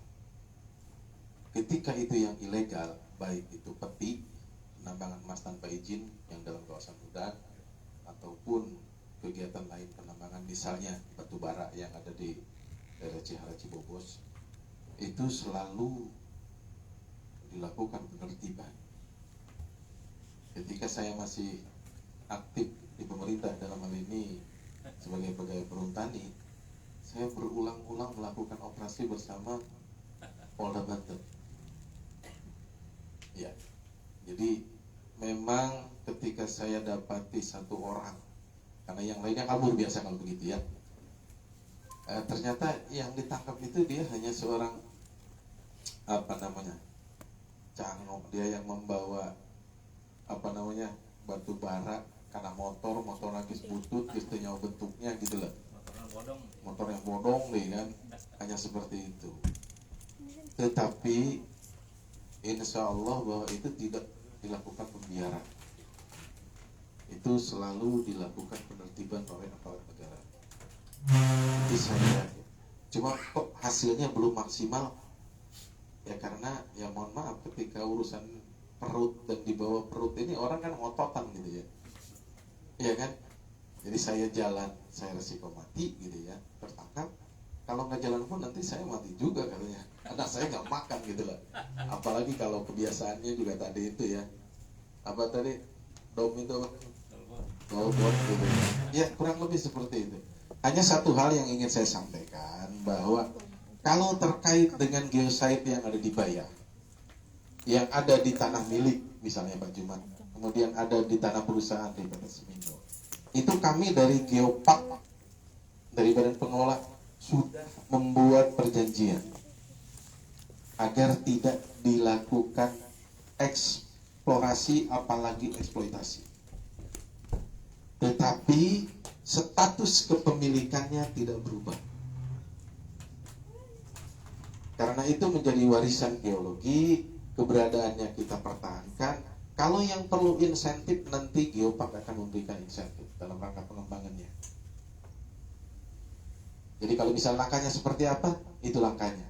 Kemudian seperti ada yang di Perum Perhutani, itu dibuatkan perjanjian. Geosite yang ada di Perhutani berkaitan dengan keanekaragaman hayati, misalnya di daerah Curahem itu ada jenis tanaman soreak atau apa namanya, meranti. Nah kebetulan pada tahun 2019 itu ditebang. Tapi karena di sana ternyata meranti itu termasuk salah satu yang kita anggap langka, itu oleh pemerintah desa waktu itu kebetulan saya yang berikan masukan juga untuk diusulkan untuk tidak ditebang. Dan alhamdulillah itu seluas 5 hektar ya, itu tidak ditebang. Nah jadi langkah-langkah itulah yang dilakukan oleh Geopark dalam rangka menjamin kelestarian lingkungan. Jadi langkah kita jelas. Kemudian ada juga yang di TNGHS, kita juga sama melakukan hal itu. Sehingga ketika geosite yang ada di wilayah TNGHS, Taman Nasional Gunung Halimun Salak, sudah ditetapkan, kita sudah berkomunikasi untuk kita tingkatkan. Masalah ada nilai tambah di sana, ya kita lakukan bersama nanti. Itu pasti. Ya, saya katakan tadi kalau memang nanti di situ ada nilai, bahkan mungkin nanti selanjutnya dalam rangka mempertahankan geosite itu akan dibuatkan apa namanya, storytelling ya, ada catatan begitu dalam bentuk signboard misalnya ya, ditulis misalnya kalau di sana ada Curug Ciporolak. Curug Ciporolak adalah bla bla bla bla, dongeng seperti itu. Sahasa mandi di Curug Ciporolak, lamun jeung kabogo pasti akan jadi.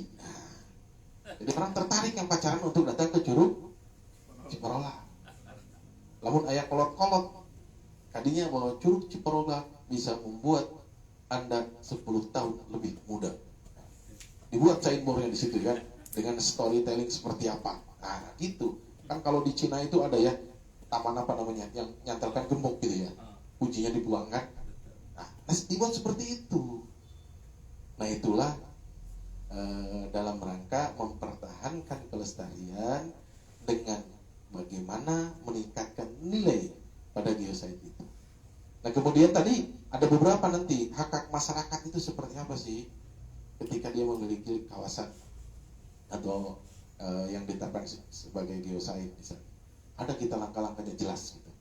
Jadi ketika itu sudah ditetapkan sebagai geosite, pasti dari badan pengelola akan melakukan langkah-langkah dalam rangka pelestarian, kemudian peningkatan ekonominya nanti bisa berjalan. Karena tadi itu geosite yang namanya Geopark itu tadi Pak Wandi udah menyampaikan, Pak ini pun tadi Pak Iqbal sudah menyampaikan. Jadi ketika memuliakan warisan bumi, maka kesejahteraan masyarakatnya pasti meningkat. Nah itu semua yang kami bawa salah satu. Mungkin sementara dari saya itu untuk itu aja. Makasih. Tes.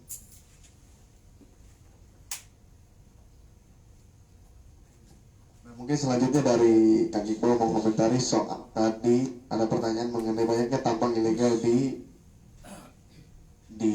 wilayah Lebak Selatan. Nah, soal tambang nih Kang Iqbal, ada tambang ilegal, ada tambang legal, itu kan hanya soal coret-coret kertas dan bagaimana penyusunannya juga kita tidak mengetahui, bahkan kadang kecolongan soal AMDAL. Nah mungkin Kang Iqbal lebih menyoroti soal itunya tuh, jadi jangan kemudian menyoroti soal legal dan ilegal, tapi soal dampak secara geologi pertambangan itu terhadap bumi dan juga lingkungan seperti apa Mangga?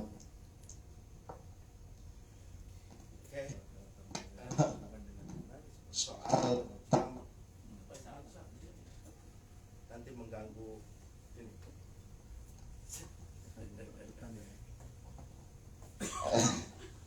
soal tambang ilegal dan tidak ilegal, dan itu di selatan. Sebetulnya tambang ilegal dan legal dan ilegal banyak juga di utara dan tengah.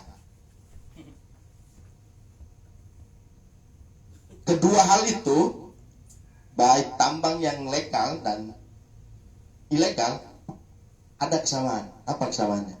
Merusak. Kemudian, tapi kalau begitu saja kita langsung menjustifikasi sesuatu tanpa ada proses tabayun syariah. Mengapa begini? Khusus di selatan untuk batu bara, kemudian ada juga Semindo, nanti nggak tahu kapan, dan sekarang sudah proses di Gunung Curi itu SCG, dan ya dilanjutkan dengan semen yang lain-lain, bahkan mungkin tambang emas sampai tambang minyak. Tambang seilegal-ilegalnya tambang batu bara dan selegal-legalnya PT Semindo, tambang batu bara yang ilegal mampu menyekolahkan ratusan sampai ribuan anak asli Lebak. Semindo berapa puluh yang disekolahkan oleh Semindo. Dari situ saja. Kemudian soal, lagi-lagi soal wawasan kawasan, soal pemahaman mengenai kawasan, soal pemahaman mengenai kegeologian. Mengapa geopark ini harus masuk? Karena ini juga menjadi satu jalan untuk bersama-sama orang kampung belajar mengenai kegeologian. Yang dulu sebetulnya itu sudah dimiliki oleh, pengetahuan itu sudah dimiliki oleh leluhur kita, nenek moyang kita. Cuma tidak dimunculkan mengenai pengetahuan soal lapisan batuannya. Mengapa? Karena sulit dideteksi dan belum ada alat untuk ngebor, kompas belum ada, dan lain-lain. Di mana hal itu tersimpan, pengetahuan yang lengkap itu tersimpan? Kan di kampung-kampung biasanya ada dungus, ada lewung tutupan, ada lewung titipan. Itu sebetulnya satu kawasan yang disimpulkan menjadi lewung tutupan dengan pertimbangan ilmu kehutanan, dengan pertimbangan ilmu biologi, dengan pertimbangan ilmu sejarah, dengan pertimbangan ilmu kesehatan, dan dengan pertimbangan ilmu kebumian. Cuma itu dirangkum menjadi berapa kata tuh? Leweng tutupan. Hanya dirangkum menjadi satu istilah yang tersusun dari dua kata. Leweng tutupan. Saking cerdasnya nenek moyang kita. Hanya dengan dua kata itu dia mampu merangkum semua pengetahuan yang ada di dalamnya. Sehingga dengan adanya itu tidak ada kekeringan, tidak ada banjir, obat-obatan masih ada di hutan-hutan. Dangder loba, iwung loba, genjer loba. Kemudian untuk soal penyelesaian persoalan dan pengelolaan, ada istilah gini: gunung kayuan, lamping awian, ranca sawahan. Itu satu istilah pengetahuan dan tata guna dan tata kelola tuh. Kalau kita mau bahas dari kacamata ilmu tata perencanaan wilayah tata kota, sudah punya nenek moyang kita soal itu. Soal tambang, bagaimana ini diselesaikan? Ada asas kecukupan, ada tinjauan kegeologian. Bukan hanya soal amdal yang luhum sekali sehingga jarang dimengerti oleh kebanyakan orang. Padahal masyarakat kampung atau nenek moyang kita punya amdal sendiri, yaitu amdalnya leweng gunung kayuan, lamping awian, ranca sawahan. Itu juga amdal. Leweng tutupan, titipan, garapan, itu juga amdal. Kemudian gini, ada istilah yang tercermin dari kata-kata orang kampung. Aina mah geus hese belut. Aina mah balanak jeung seseang geus teubeut. Itu juga andal. Tapi tercermin dari tuturan aja dan tidak begitu keren dan tidak dibawa ke kampus. Jika kita mau terapkan itu, mau praktekkan itu, ya selesai masalahnya. Karena begini, kata Carlina Supeli, ilmu itu semua yang kita praktekkan itu ilmu. Mau itu bunyinya andal, kamu ilmu lingkungan, kamu ilmu kehutanan, ke apa. Kalau tidak dipraktekkan berarti bukan ilmu. Apa? Wacana tuh. Kemudian ada lagi tadi, lanjut aja Pak Dik, saya mau jawab juga soal Cina nih. Dari Kadir. Ya, soal peningkatan ekonomi di Kabupaten Lebak. Soal peningkatan ekonomi di Kabupaten Lebak. Yang pertama, anak-anak Lebak, putra-putri Lebak, ketika ada diskusi gratis datang. Seperti majelis kesaksian ini. Karena begini, kita tuh terlalu kelangit. Mau menyelesaikan soal ekonomi terlalu kelangit, soal politik yang dibahas.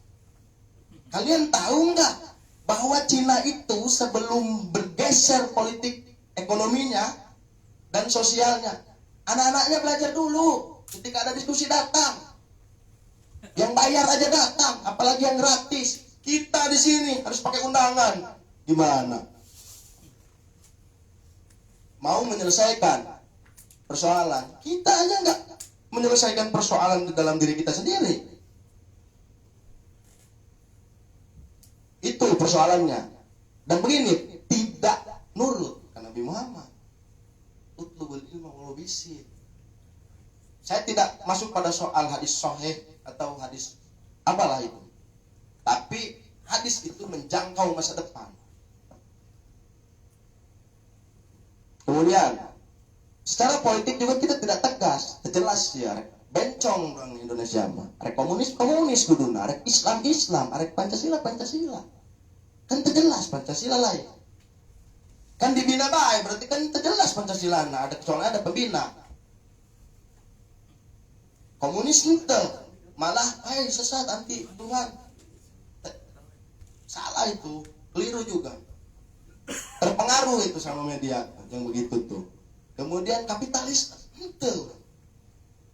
Terus kurang terjebak pas ya.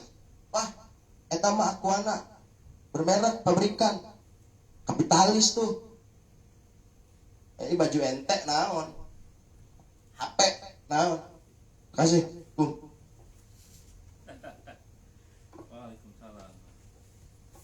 Terima kasih Kang Iqbal tadi sudah menjelaskan sekaligus juga menjawab pertanyaan dari Bung Kadir dari Ratan Samasiro. Nah ini kedua ada untuk Kawandi dari Bais Kumaha Citor ya. Bertanya mengenai cara pemasaran ekonomi kreatif. Pada Kang Wandi disilakan. Terima kasih Kang ya.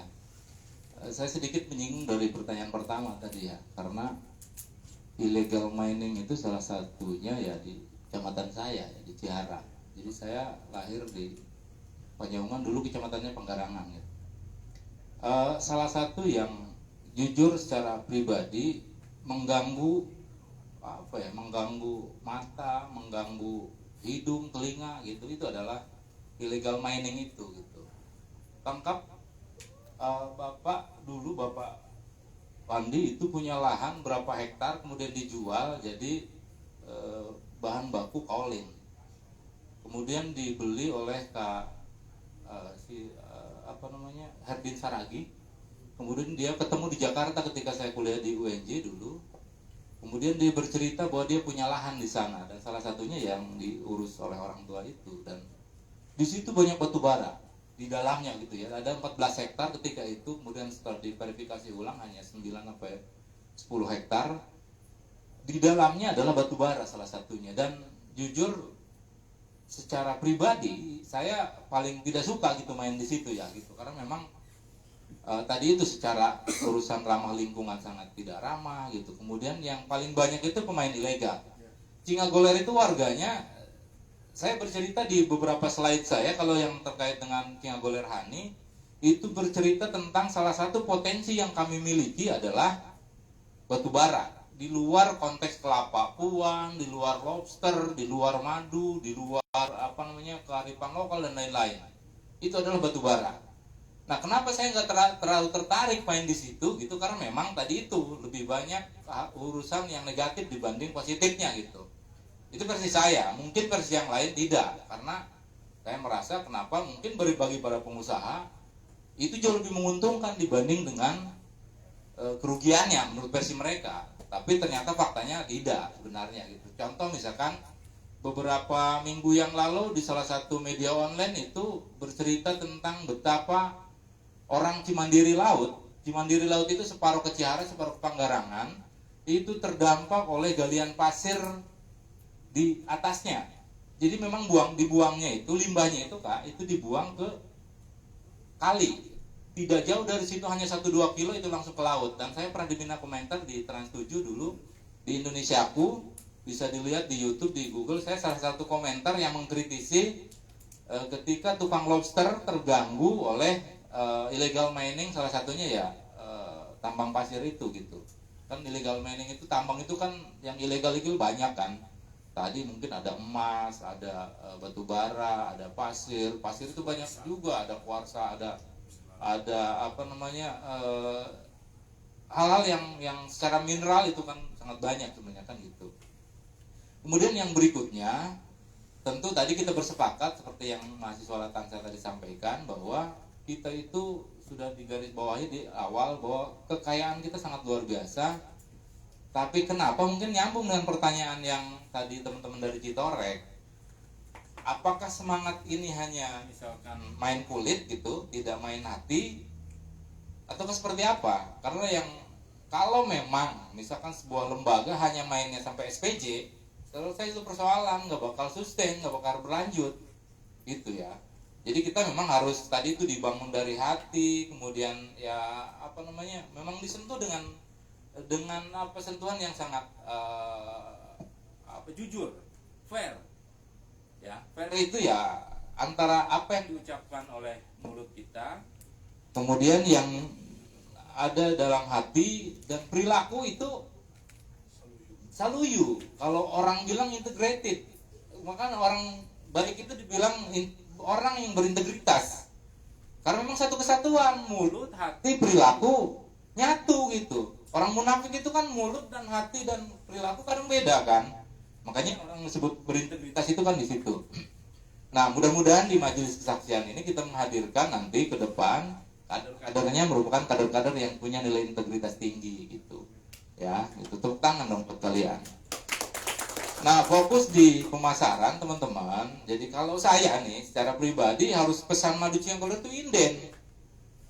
Karena saya bangun dengan kejujuran, dengan keaslian. Jadi lamun Madu Cianggoler orang udah punya trust, doang mesen mobil gitu.